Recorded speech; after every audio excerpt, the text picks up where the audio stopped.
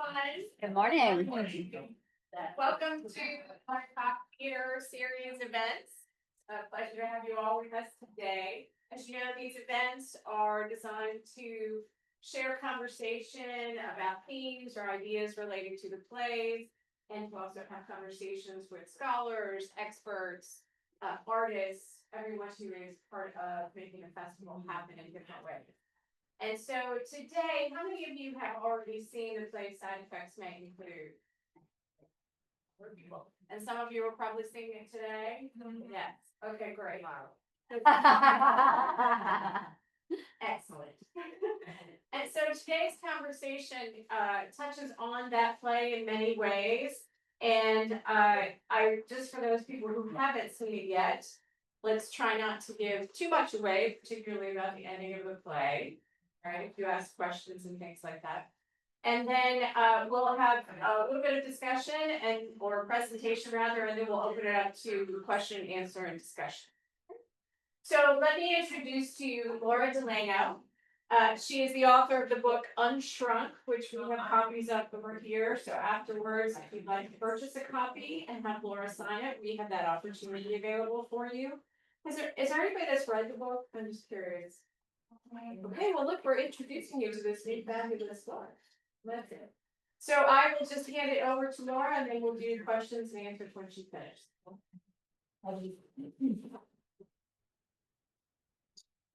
It's so nice to be here. And I'm from the Hartford, Connecticut area, and I haven't spent much time at all in this part of the country, and it's just beautiful. Driving here from Dulles yesterday, I was blown away by the beauty of this part of the country, and seeing the play last night at Cody was just deeply impactful, and I'm really honored to be part of this incredible annual theater festival, and so touched that I was invited to be here to talk about my story in my book Unshrunk, and my story, which has many overlaps and some differences with Side Effects, which I'm going to see for the first time tonight. I've read the script, and I've already cried multiple times just reading the script, and I have no doubt that I will be gushing throughout the performance tonight, because it touches my heart deeply. In many ways, it's my story too, different details. So I wanted to share a bit about what happened to me that led me to write this book, and why I wrote this book, and how this book relates to Side Effects, and what both of our works mean for the broader cultural conversation around this thing we call mental health. And I just wanted to say out the gates that my story is not about being pro or anti-medication, pro or anti-psychiatrist. This is about choice and what it takes to make a truly informed choice about the mental health system, what happens when you don't have the information needed to do so, and what the repercussions are when you realize that choices you thought you'd been making weren't actually true choices. So part of why I'm so honored to be here is because I think the medium of theater is one of the most powerful vehicles to connect at the heart level with ideas. I think storytelling is how the world changes. We can have research and data and science and kind of, experts telling us about the problems with the current system or a current, industry. But it's when you hear the stories of people who've actually been touched themselves by these bigger systems that the intellectual ideas resonate at the heart level. And that's a big part of why I wrote my book, and why I can only assume that Lisa Loomer wrote this play. So I'm going to tell you now a little bit about the most formative relationship of my life. It shaped my teenage years. It shaped my 20s. It influenced what jobs I got or didn't get, who my friends were, what my romantic life looks like. It defined what my past meant to me. It shaped every facet of my present, and it told me what my future was going to look like.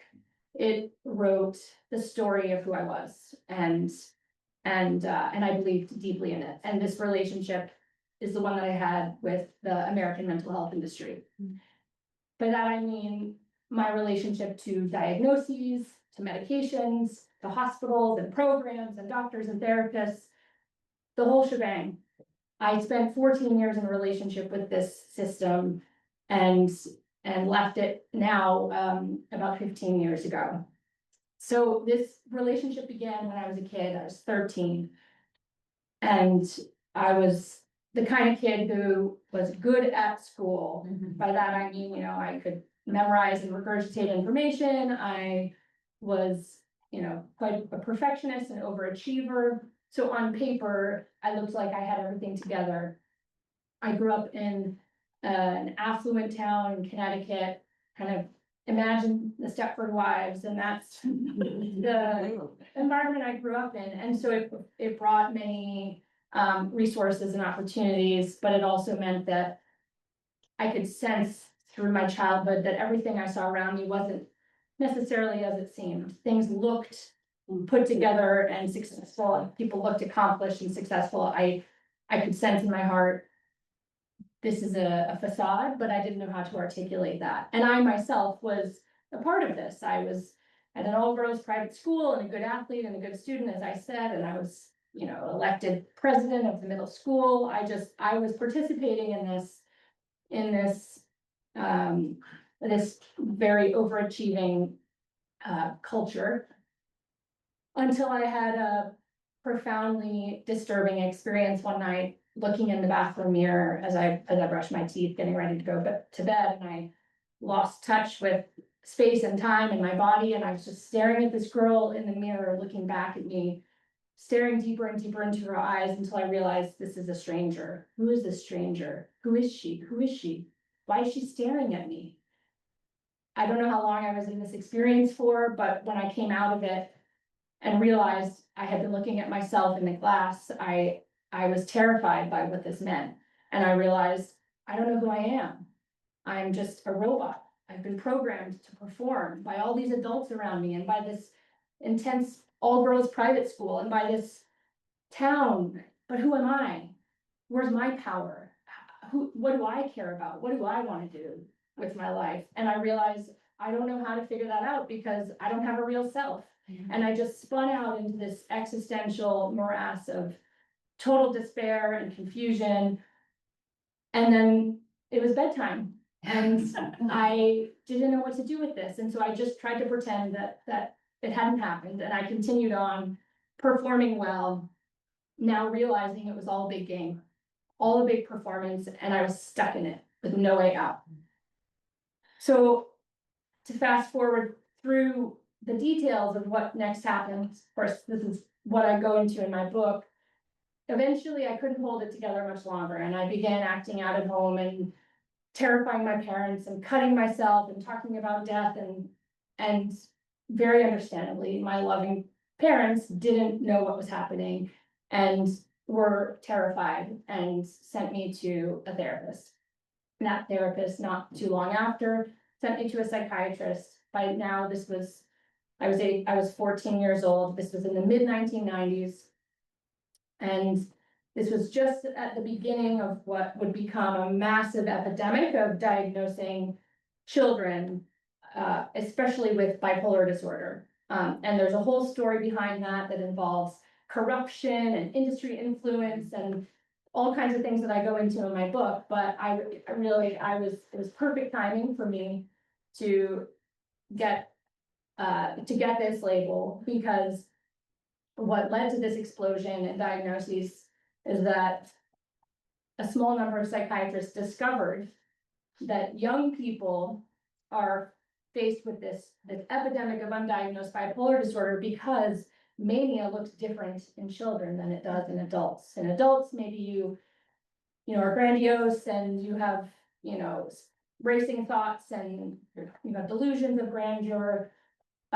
In kids, mania manifests as anger outbursts and irritability and unstable moods.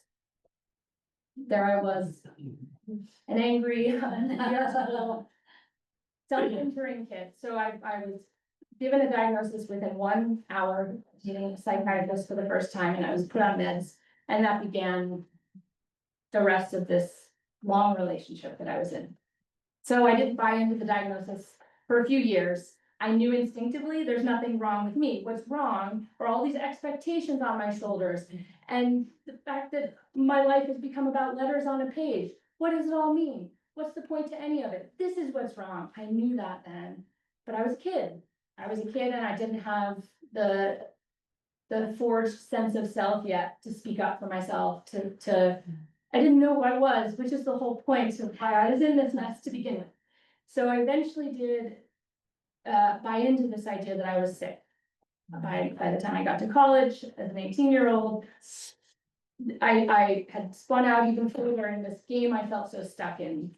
And I was in so much pain and I was so desperate for relief that that voice of that psychiatrist years earlier that, told me I was bipolar came back, and I thought to myself, what if she was right? What if there is something wrong with me in my brain? And that's why I feel this way, because there's no explanation for the intensity of this suffering that I'm feeling.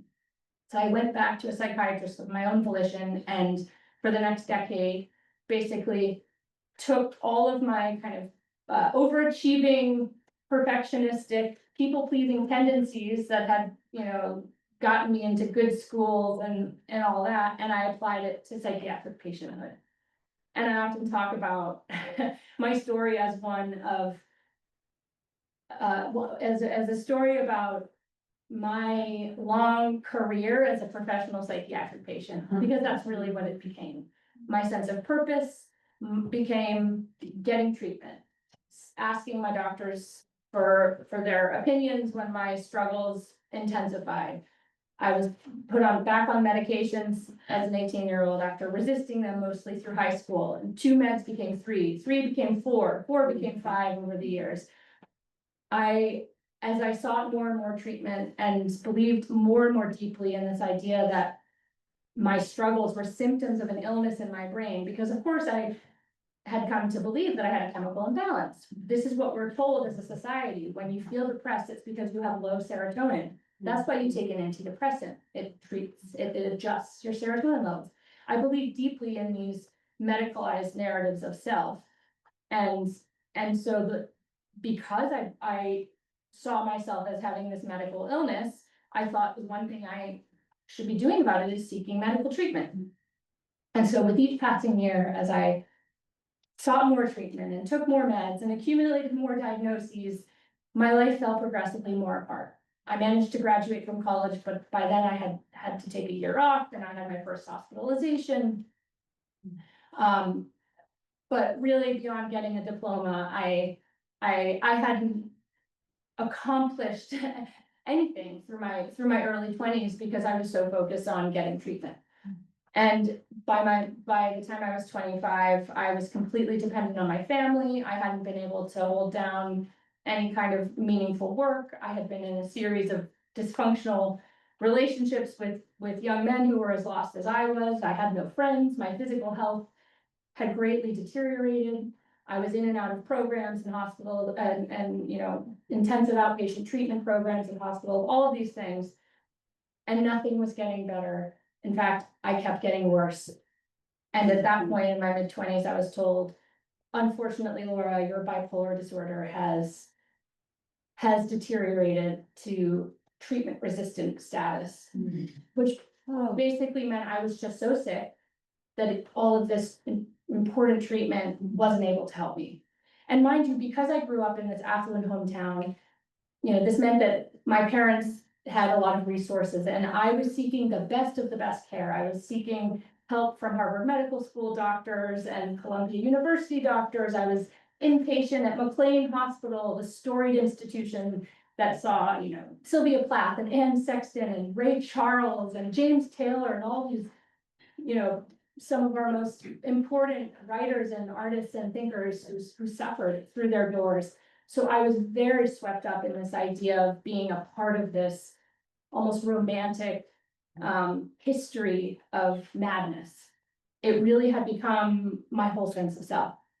And to be told, you're basically so defective, Laura, that our treatments aren't going to be able to help you, that stripped me of any sense of hope in my future. And I ended up, deciding to kill myself. And I go into all of it in my book. But to this day, I look back on that choice I made to die, and I understand the logic in it. My life, I had come to believe, had two options ahead of it: in and out of psych wards, unable to take care of myself, dependent on my family, empty, miserable, just overwhelmed by despair, or end it all. And when I chose to end it all, I felt so much peace, because I truly believed that was my only option. And I had come to truly believe that it would be best for my family too. And I look back now and I see that logic. And I'm so grateful that I so-called failed at it. But it speaks to how that story of treatment-resistant mental illness, of this incurable, lifelong brain disease that none of our treatments will be able to help you with, where that story took me. So 2 years after my overdose was what I would call my year of awakening. And I had continued on in the same vein, my job was getting treatment, my life was incredibly small, nothing had really changed after my overdose. I just kind of continued on biding my time until I mustered the courage to do it right once and for all. That was the headspace that I was in. And a series of events happened in early 2010. I was 27 at the time, that forced me up against an aspect of the mental health system that I had never experienced before. And that is the power that mental health professionals have to strip you of your civil liberties. This is one of the overlapping themes in side effects and my story. I was forced to go into the hospital when I didn't want to go into the hospital. I was made to take a drug I didn't want to take. I had the police called on me to do a so-called wellness check when I was so tranquilized by that drug that I slept through a therapy appointment once I had been discharged. I had these experiences, and they dislodged something in me. They dislodged the faith that I had had in the system that I had seen as being all about care and help and benevolence. And I realized, actually, this system is also about control. I just hadn't seen this because I had never said no to it until now. Once I had that experience, I began asking questions. I began reflecting on the fact that I had been on these many medications my entire adult life, that I had no sense of baseline self.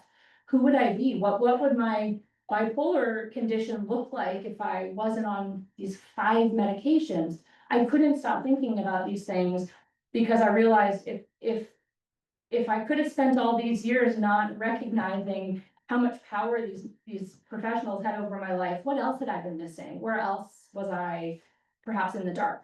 I began reading and educating myself, and I was shocked by what I learned. For example, I had no idea that these medications that I had been on by then for years and years, had only been studied on average over the basis of trials that lasted 6 to 8 weeks. Yeah. So a psychiatric drug is looked at for literally a month or two before it's deemed safe and effective. No one ever told me that. I had just assumed, I had just taken for granted, if my doctor's prescribing me these medications year after year, it must be because that's what the evidence base is telling them to do. I had no idea that these drugs have never been studied in combination with each other. So you approve drug A in its own trial, you approve drug B in its own trial, you approve drug C in its own trial. You never actually look at what happens when you're on drug A, B, C, D, and E all at the same time for years. I had no idea about any of this. And that's just scratching the surface of all that I didn't know. And so I began digging and asking more questions and reading more, and I got so angry. There I was in my late 20s realizing my whole life had been built around this idea that I had an incurable brain disease that I needed indefinite pharmaceutical treatment for. And I came to realize that that was a fictional story. A story that had been created not in a laboratory through a rigorously scientific process, but by the marketing departments of drug companies who had kind of inculcated our culture with this idea that when you're struggling, breaking down, hearing voices, overwhelmed by panic, it's because there's some faulty chemicals in your brain that our products can fix. Now, again, just to be clear, this is not me saying that psychiatric drugs are bad and no one should ever take them. Again, this is about informed choice. The language that we use to talk about these drugs, calling them medications that are treating illnesses, is a language that boxes us into an understanding that, based on my research and the work that I've been doing and the work of many other people, is just simply not built on evidence.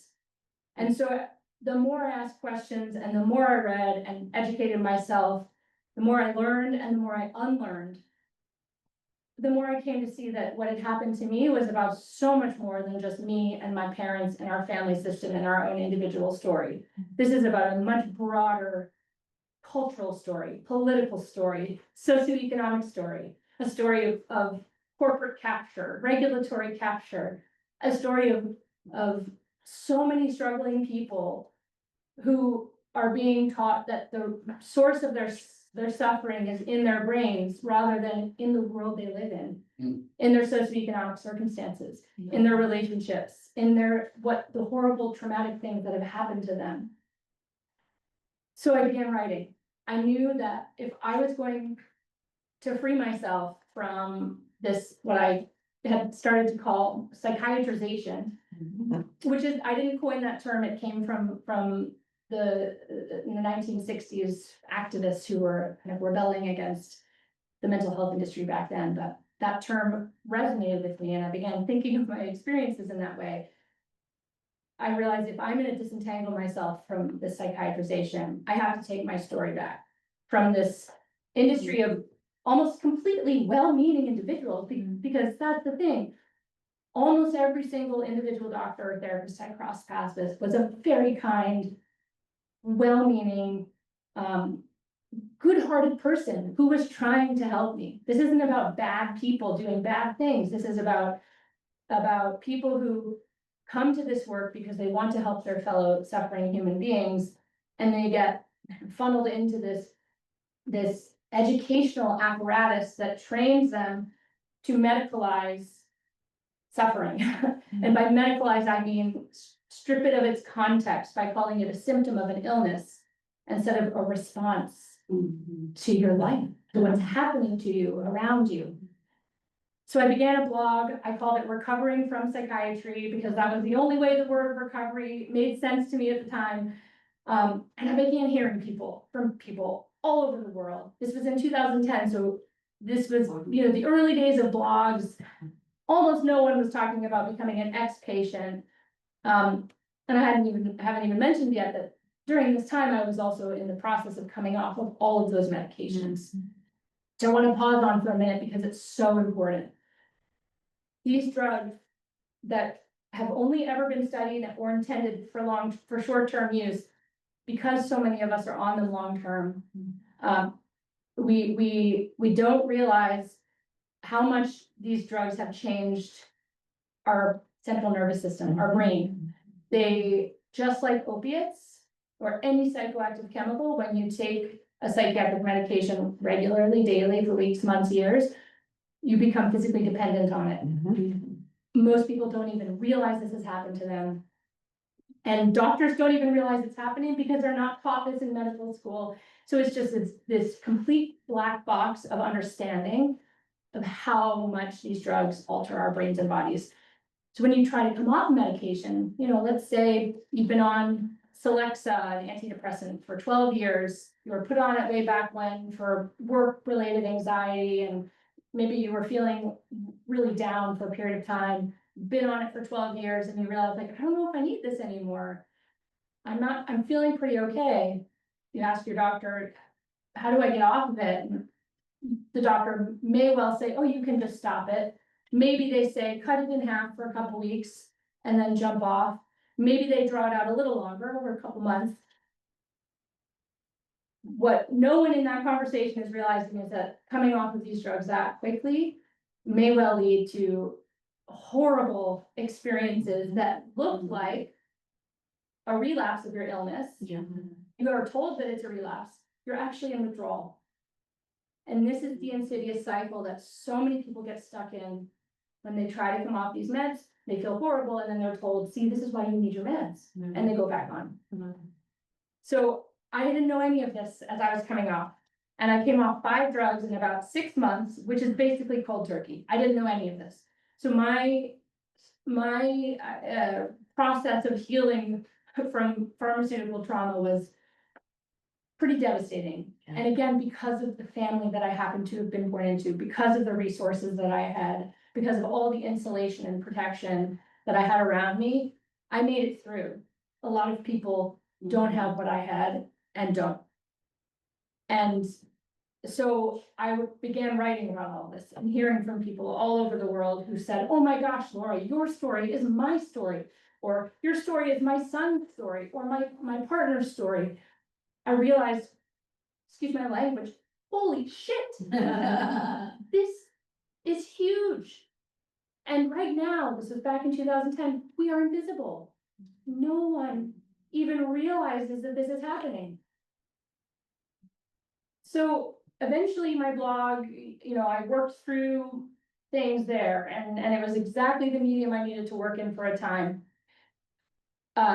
Years later, I realized the time's come to write a book. I felt like I had enough distance and perspective from my experience that I could approach it as a journalist, as a researcher, as an investigator.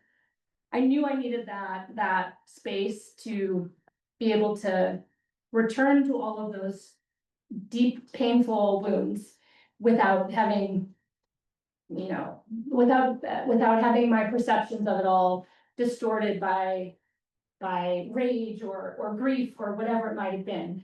Don't get me wrong, I still feel all of that, but I had enough distance from it to return to what I had been through, to go through all of my medical records, which you've been a psychiatric patient and you actually managed to get your records back is, let me tell you, an interesting experience, to say the least. To go through, for me, stacks of records from all these hospitals and doctors, to see the stories they constructed about what my experiences meant, to see the way they translated me into the sterile clinical language, to see the near absence of reflection on the circumstances of my life, the context of my life. It was all about just fitting me into these lists of symptoms and then, oh, let's then add these meds or change these meds.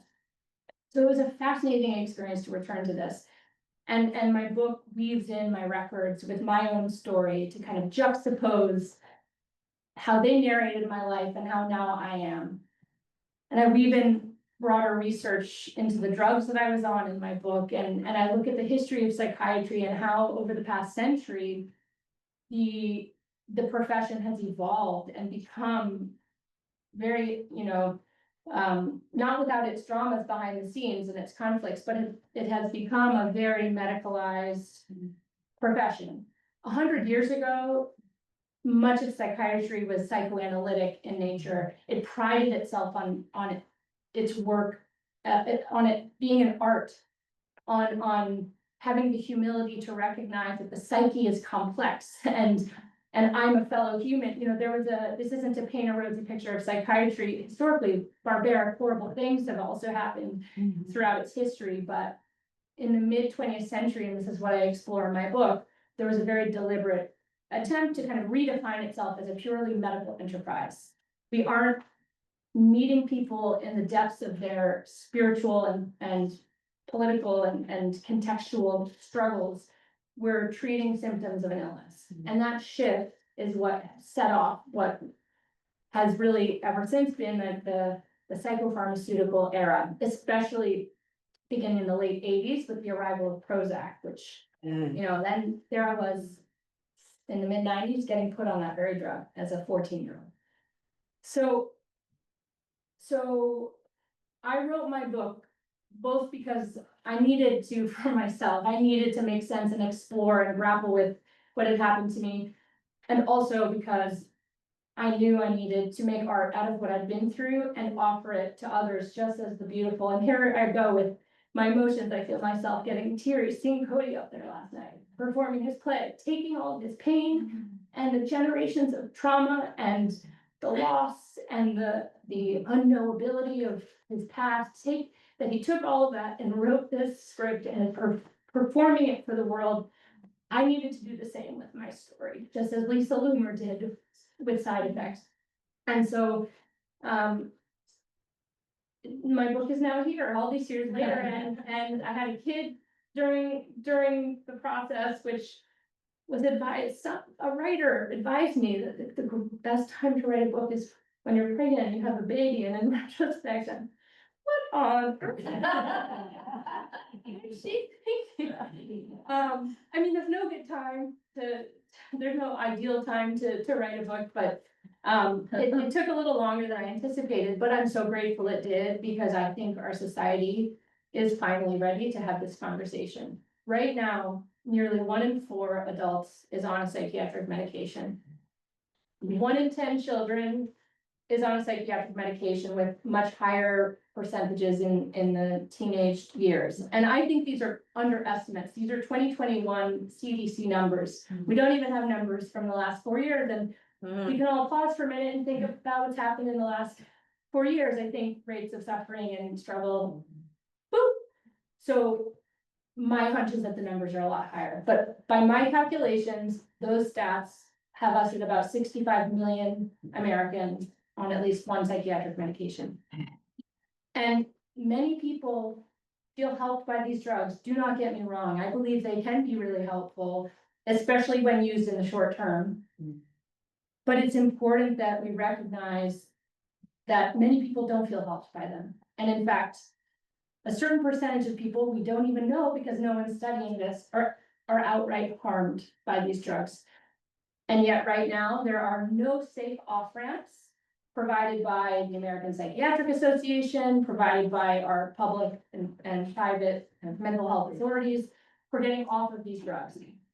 The world's leading experts on tapering psychiatric medications are us lay people, former patients who had to figure out for ourselves how the heck to get off these drugs that our bodies are so dependent on.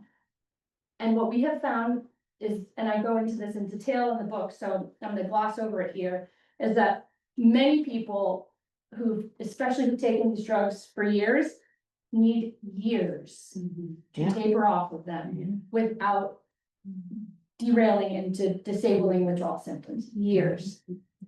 Not everyone, but there's no way to know up front, which is why this is such a messy public health crisis. And with no official guidelines anywhere, doctors are not trained in tapering in medical school. They're trained in putting people on, not in getting people off. This is a real crisis. And, we hear in our culture, mental health crisis. People, more people are suffering than ever before. I agree with this. But often the conclusion that people draw from this is that we need more treatment, more access to more resources to provide more treatments to more people. Right now, more people than ever before are getting mental health treatment. At the same time as more people than ever before are suffering. My story, the story of Lisa's son, the story of tens upon tens, if not hundreds of thousands of other people who are now finding one another online, tell a different story. That what if it's not treatment resistant mental illness? What if it's the treatment? What if medicalizing our profound despair and pain is actually leading us further away from its resolution? What if pharmaceutical solutions and professionals with all kinds of degrees after their name sometimes can be helpful for some people, but often aren't the answer? Where do we go from here?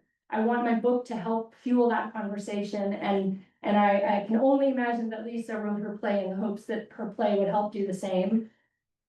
So I want to briefly, before we move to questions and comments, I'm just so eager to hear from all of you about this. Is anyone here familiar with the term iatrogenesis? Yeah, so for anyone not, it means doctor or treatment induced harm. Yeah. So my story is a story of psychiatric iatrogenesis. Lisa's son's story is a story of psychiatric iatrogenesis, and not just in the physical sense of the word harm. These drugs did cause harm to my body, autoimmune issues, metabolic issues, cognitive problems. I could list the adverse effects that I experienced, oftentimes unwittingly, by being on these meds for so many years.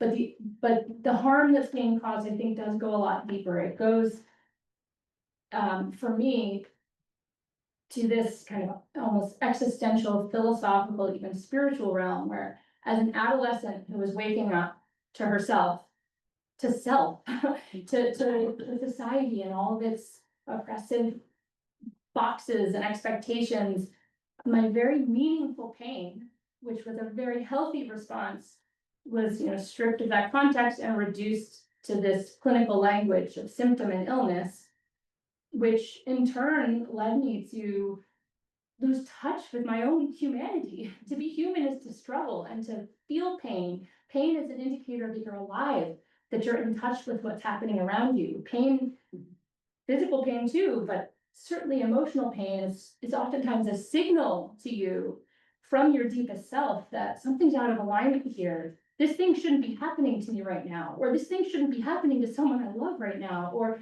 whatever it might be. And so because I grew up disconnected from my understanding of pain as a human response, my life unfolded in this way where I just increasingly delegated my own sense of autonomy and agency and power to doctors and therapists and professionals and pills, which really harmed me too. And I think iatrogenic harm is also happening at our cultural level. The mental health industry is a very modern invention in the grand scale of being human. Humans have suffered since the dawn of time. We've gone mad. We've had dark nights of the soul. And historically, we've turned to faith leaders, to elders, to community members. I don't want to romanticize our human past either. Of course, there's a lot of horror, but this idea that help can only come from someone with letters after their name, or from a treatment that's offered to you in a clinical setting, is a very limiting story. And my hope is that we can expand. It's not about rejecting that, but it's about expanding beyond that. Nothing was more powerful for me finding my way through my own pain than connecting with other people who've been through their own pain. 12-step world, mutual aid world more broadly, that was the best medicine I ever could have gotten. And I think Lisa's play, my book, and all the stories of our fellows who are on the same journey really force our society up against a question of, is it time to pause here and step back and really ask ourselves, is the modern American mental health industry really the only place we can and should turn for making sense of what it means to be human? So with that, I'll pause and I'm just so eager to hear from you and questions, comments, experiences.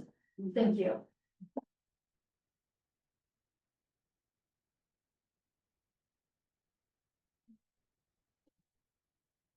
I have two comments. First of all, your problem when you were 12 was that you were very bright. And then at the same time, you didn't have anybody to talk to about that and get human to human help. And then the second one is the gigantic role of the pharmaceutical companies. And when they first started advertising on TV, I was horrified. And they've driven as much as doctors driven this pill oriented part of our society. We are one of two countries in the world, the other being New Zealand, that allows direct-to-consumer advertising of Could you say it again? We are one of two countries in the entire world that allows direct-to-consumer advertising of pharmaceutical products. Oh. Ask your doctor, every other commercial. Almost no one in the world almost no government in the world allows that. I was a bright girl. I mean, the cover of my book, I'll just grab it quickly to show you all. I picked it for a very important reason. This is an old French painting by Auguste Tomouche called The Hesitant Fiance in English.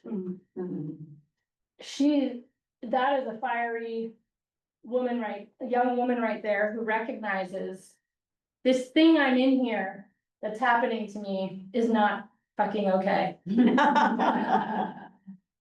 And I was waking up to that. I just didn't have the language. I didn't have frame of reference.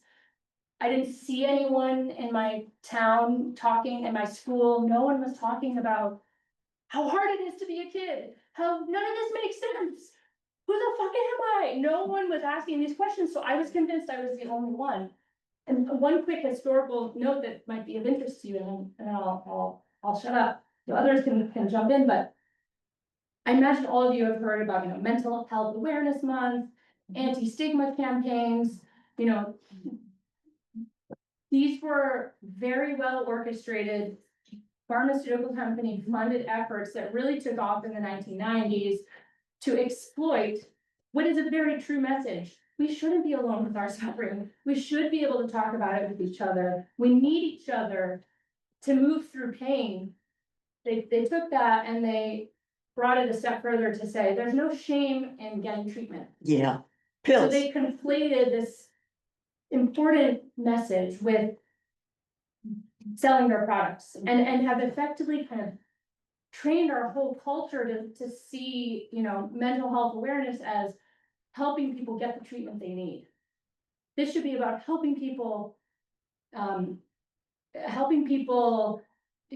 like for me, if I was gonna do my own mental health awareness campaign, it would be helping people feel confident and courageous enough to say, holy cow, I'm overwhelmed by pain right now, and there's nothing wrong with me. It's actually a sign of how awake and smart and perceptive I am, of how not okay things are. That's what we need to be having awareness campaigns about. We'll go here and then there and then there. Well, I totally agree with everything you said. I'm a psychoanalyst, and the psychoanalysis back in 1980 was insurance wasn't going to pay for it. They just wanted to pay for psychiatrists.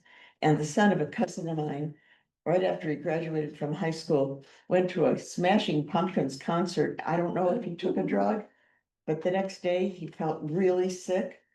They diagnosed him schizophrenic. He's 40 now and he's still on these drugs. He tried to take his life because one of them, you have to have blood work every month.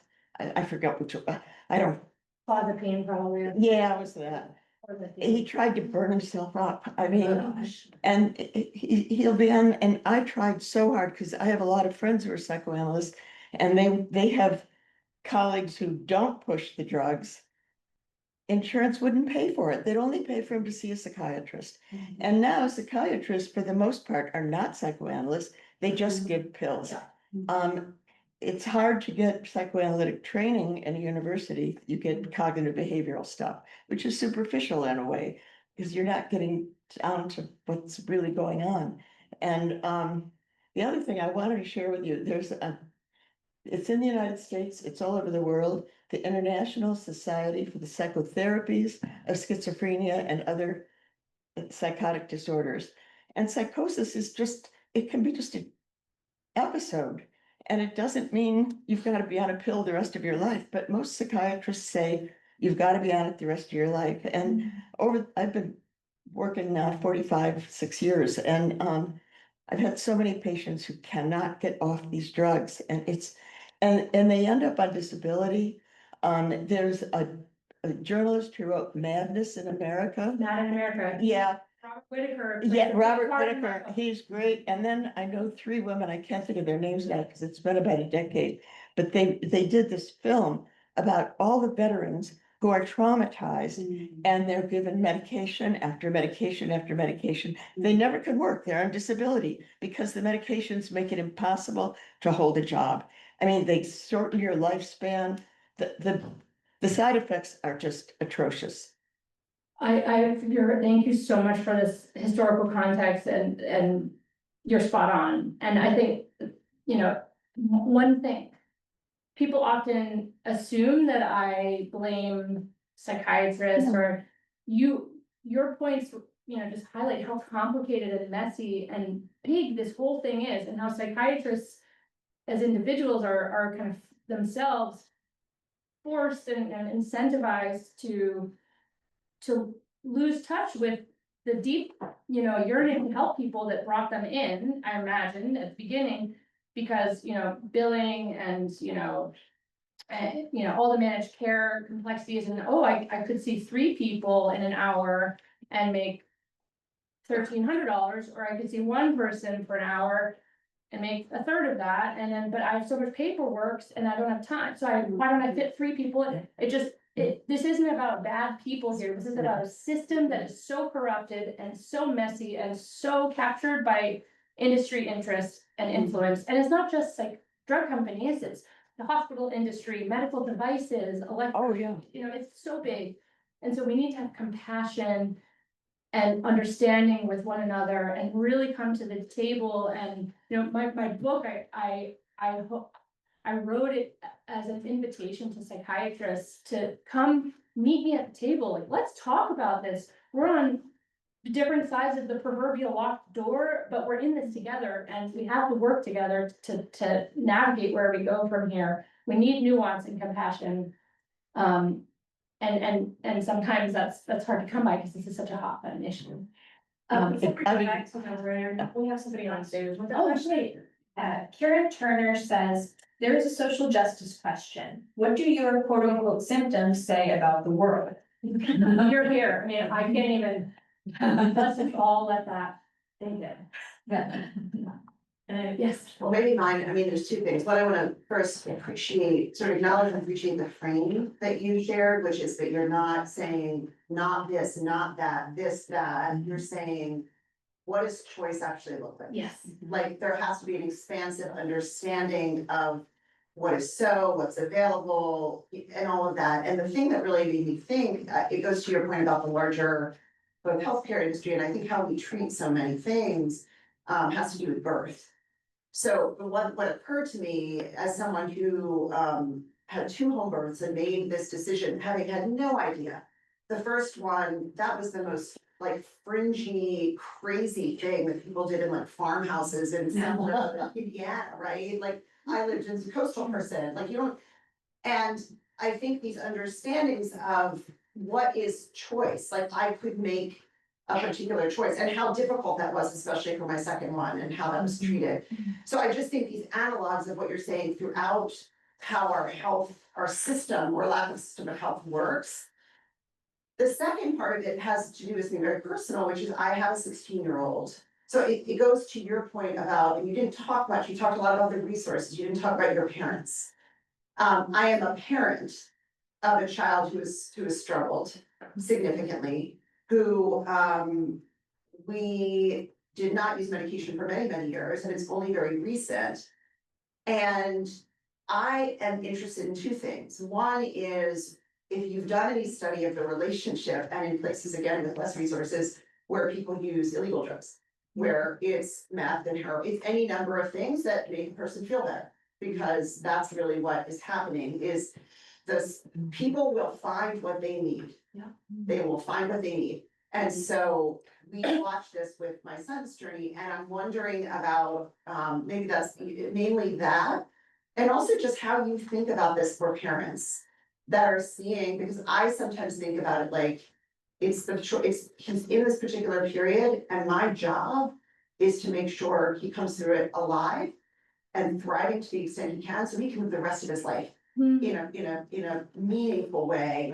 Hopefully not on, he's not actually in any number of these medications you're describing, it's a pretty limited thing. But just thinking about, to some extent, as a parent, when your kid's an adolescent, and I think it goes to the question that was asked. I mean, I have had these moments, I'm like, again, part of my language, like, what the fuck are we doing? Like, young people are just reflecting back to us, a society that doesn't care. Like, they're reflecting back to us what they experience, but that doesn't mean they're not in pain that needs something. Yes. Because otherwise, they don't have the developmental capacities to make it through, Yes. right? Oh my gosh, so many amazing points. So first of all, I'm also a home birth mom, Oh. and it is a total analog. It's not about, for me, it's about understanding that medicalization is one framework we can use to understand ourselves. It might feel helpful for people, it might not, but it's a framework. And just as with my views on psychiatric drugs, my views on birth, the woman should give birth in a context where she feels the most powerful and the most agentic and the most, connected to herself. For me, for you, that was home. For another woman, it might be a birth center, it might be a hospital.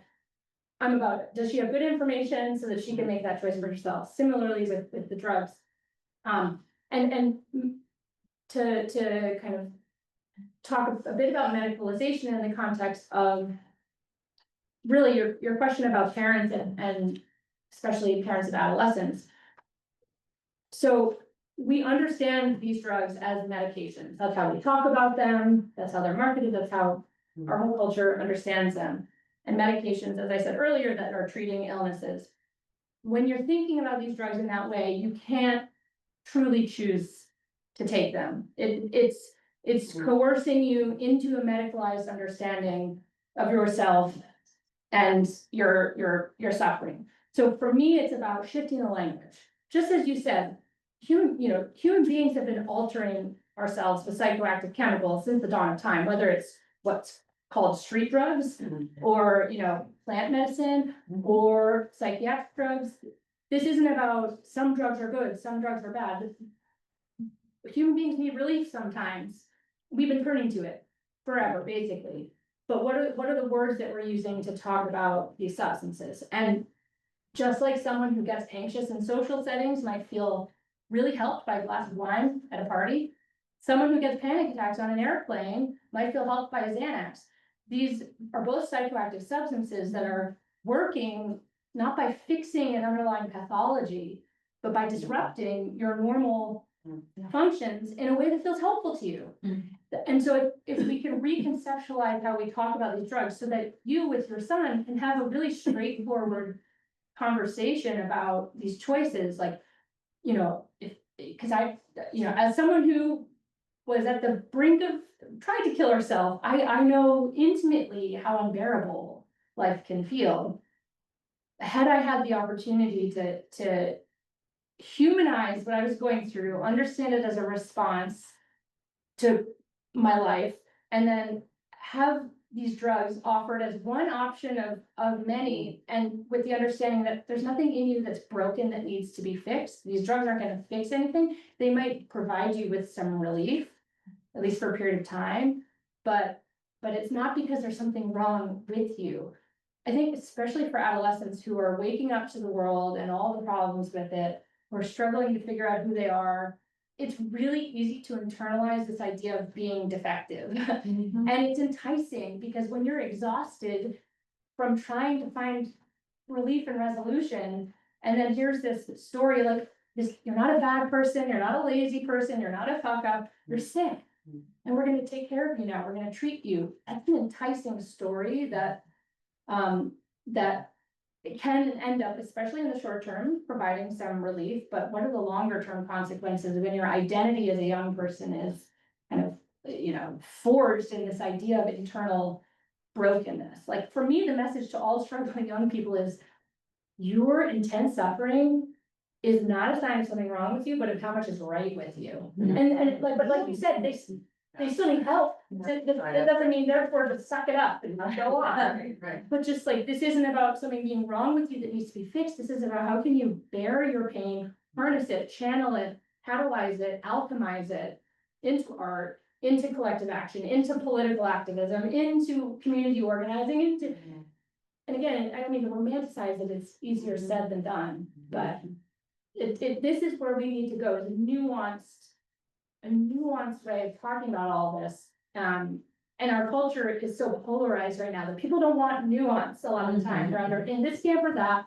you're good or bad, you're the winner, you're the loser. No, this is so complicated and so messy. And we have to grapple with that. Yes.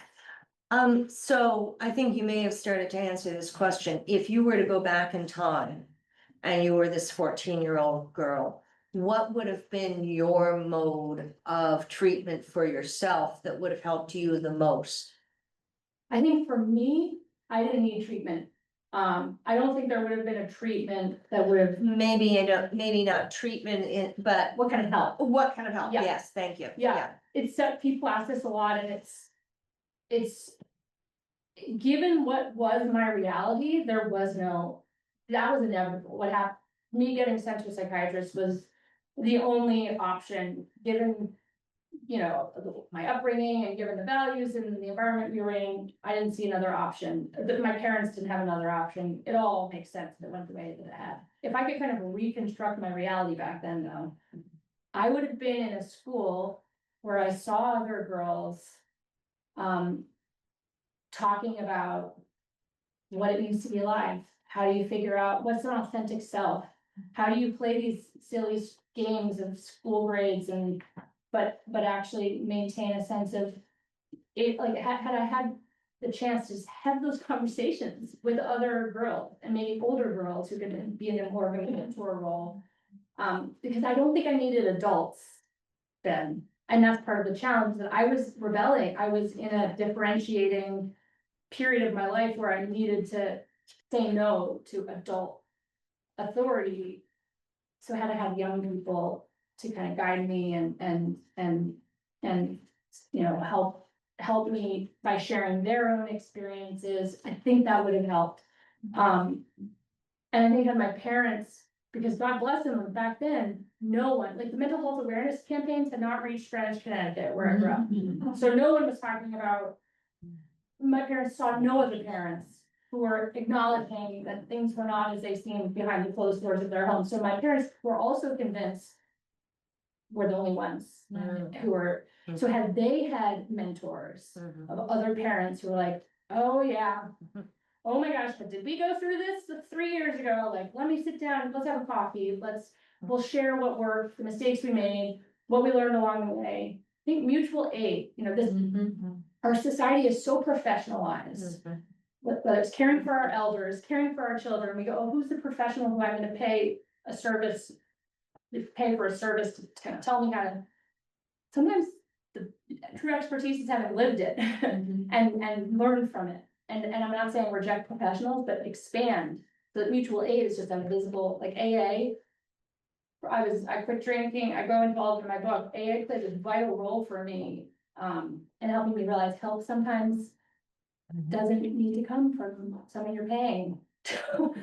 So, yeah. Got a lot here. When you talk about this informed choice, with my son, who was put on a bunch of drugs 15 years ago, because of a really external traumatic situation that happened to him. And I haven't quite forgiven myself for not looking into these things and there were no side effects. I mean, these drugs have really helped him sleep, helped him. He's very bright, very everything, but this external trauma, he really didn't have mental illness. But now, and this trauma lasted a long time, it's now receded. And the three of us have talked about getting off these drugs. And we've all read, and it's like, we're all so angry, why, or what, but, the past is the past, now we're here. And we're all terrified of this tapering process. And in a way, I feel like he sleeps, he's together. Why upset the apple cart? Maybe he's one of those people who, because he is not having problems other than what they say, staying on these drugs can lead to this, that, the other. So it's kind of, And yet we know we have to do it. Hmm. So just, Yeah, that's, well, and first of all, I mean, I get the anger at yourself. Yeah. I felt it towards myself too, but you made the best decision you could make, given the information that you had, just as my parents did, just as I did in my young adulthood. You know, it's a natural process to move through that anger at oneself, but yeah, this is an information problem here, and not, not about irresponsible choices. So you're raising such I think the situation you're in is so common, where this whole idea of not rocking the boat, and, at the end of the day, I think it's about your son and what he wants for himself, and what his heart is telling him, what his instincts are telling him.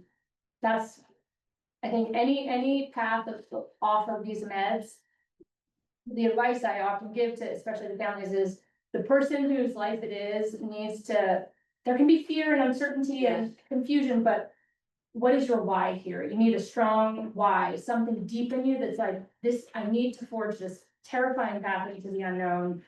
And to be really clear in that why. It might be, what's my baseline? I've been on these meds my whole adult life. Who would I be off of them? Or maybe you want to have a baby, or maybe you are having an adverse effect that is, becoming a problem. Whatever the why is, doesn't matter, as long as the person is really connected to it, because that's the beacon, that's the thing you go towards through the storms that may lie ahead.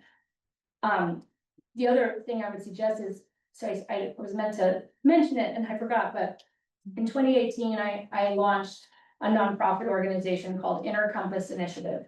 And I built it because I realized my parents and I never had the information we needed to make true choices, nor did we have any other resources, resources in the sense of like other ways of help, I could run help besides the mental health system. So how can I help change that?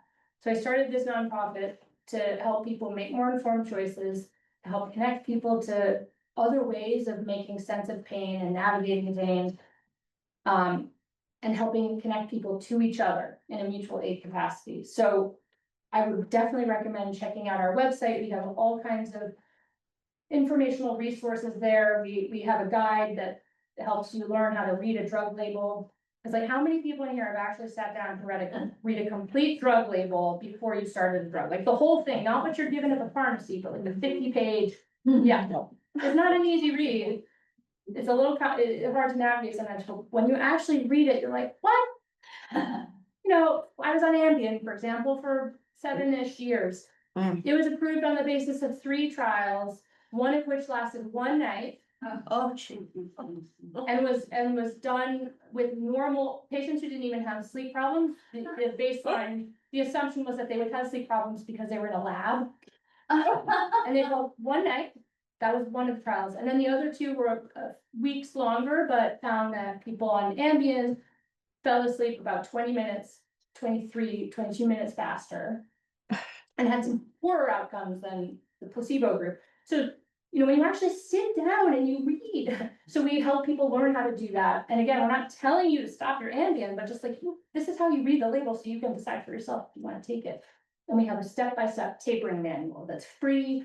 It is literally teaches you everything you need to know about how lay people safely taper off of these drugs, right down to pictures of people making liquid mixtures out of their tablets, because that's the reality that right now drug companies do not make these drugs in forms and formulations that are safe to taper, because people oftentimes need to make tiny cuts. Like if you're on 100 milligrams of a drug, a typical safe taper would look like cutting 5 to 10% of that dose in a hyperbolic way. So you're calculating each month, what is 10% of the drug I'm on now? So in the first month you cut 10% of 100. The next month you cut 10% of 90. The next month you cut 10% of 81. So you can't get a pill, an 81 milligram pill. So people have to literally make liquids at home because no one will help them in the mental health industry. So we walk people through exactly how to do that. Again, not telling you to do it, but just saying, if you decide this is what you want to do, here's how to do it as safely as possible. So, and we have family support group in our community. We have tapering groups in our community, so I think checking out our nonprofit for anyone here who's looking for resources and help, or who wants to be a part of this somehow. Inner Compass Initiative, theinnercompass.org is our website. So many times when you think about the trials and everything, you hear about ones that, you know, they could help you with the cure of cancer or something like that, but then they're still in trials, you know, so it's confusing that why in this case, if it has to do with mental health, that's like, you know, okay, whatever, you know. It's a very good, if I'm understanding correctly, like, how are we so flippant here? Yeah, well, I think we've been really desensitized to how powerful pharmaceutical drugs are, just because of the advocacy. Ask your doctor, science has who lives there. You know, we're just bombarded with soporific. You know, it really has put us almost under a spell where we take pills so frequently, it's just so normalized that you just don't even think like, what is this actually essentially doing? And so I do think we have to, it's up to us really as individuals and parents and partners and friends to just like help one another kind of reconnect with how significant it is to alter your consciousness with psychoactive chemicals. Again, it's not necessarily bad, but it's a big deal. And you should really think it through carefully and weigh all your options before you decide, because the consequences might be as side effects so powerfully. I feel myself crying just thinking about watching it tonight and how much I'll be crying. I mean, really, the story of a young man who was on these drugs for months. All it took was a few months. And, you know, there I was on them for a decade and a half. I have friends who were on these drugs for decades. The consequences are so big, and we're so desensitized. We're gonna take that last question and then we really have to wrap it up. Me? Yes.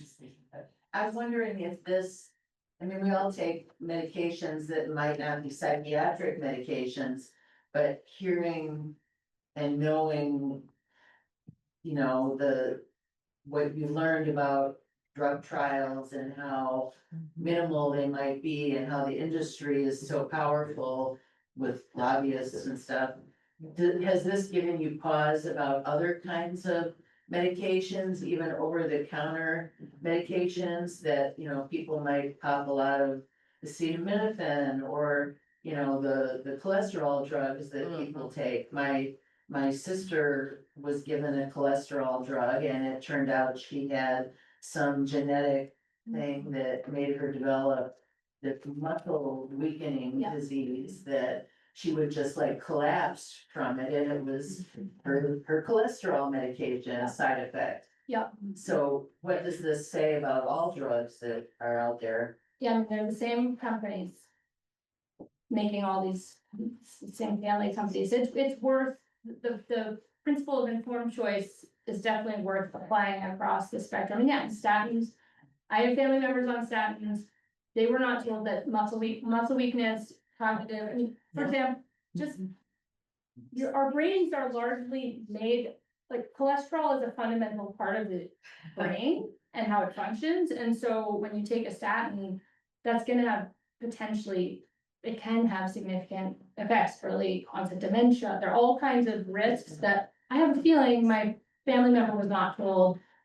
So yes, just recognizing that at the end of the day, your doctor, and you may have a great relationship, maybe really well-meaning, but this is your life, your body, and there's a lot of information that's worth looking into before you make a choice for yourself, or especially for your child.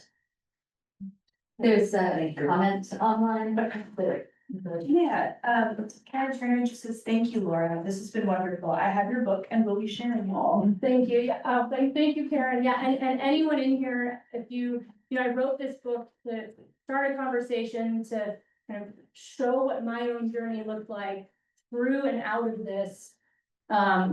And more than anything, to provide hope, because especially for family, for parents who, I mean, when I think about what my parents went through, you all, Lisa, you know, you go through your own dark nights of the soul, your own traumas, your own pains, just being there by our sides. And I hope that my book can help people feel hopeful that there is possibilities, that it isn't necessarily just a life sentence of dysfunction. So thank you, and please stay in touch.